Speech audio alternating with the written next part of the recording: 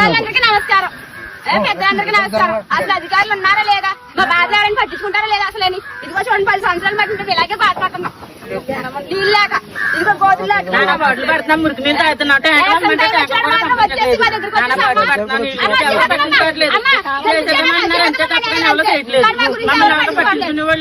గెలిచిన తర్వాత వందనాలండి.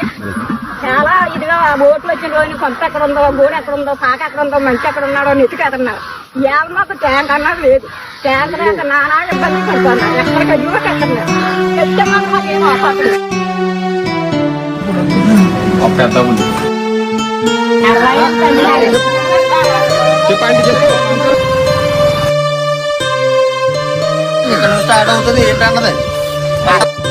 అందరికీ నమస్కారం అండి.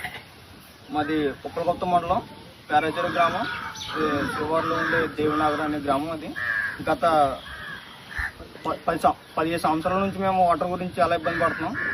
ఎన్నో సమస్యలతో ఇబ్బంది పడుతున్నాం. అలాగే ఎన్నో పెద్ద పెద్ద అధికారుల దగ్గర కూడా వెళ్ళాం. ఎన్నో వీడియోలు తీసాం, ఎన్నో న్యూస్ పేపర్లకు ఇచ్చాం, చాలా చేసాం, కానీ ఎవరు కూడా పట్టించుకోలేదు. అలాగే మా ఎమ్మెల్యే గారి, మా సైడ్ నుంచి ఎమ్మెల్యే గారికి వాళ్ళకి చాలా మందికి ఇన్ఫార్మ్ అయితే చేసాం. ఎవరో అయితే రెస్పాండ్ అవ్వలేదు. చేస్తాము అన్నారు, కానీ చేస్తాము అన్నారు, ఇది అన్నారు, కానీ ఎవరు కూడా పట్టించుకోలేదు. అలాగే ఇప్పుడైతే మేము ఓటేషన్కి వచ్చాం. అందరికీ షేర్ చేయండి. సమస్యని ఆంధ్రప్రదేశ్ గవర్నమెంట్కి చేసే వరకు కూడా షేర్ చేస్తారని కోరుకుంటున్నాం.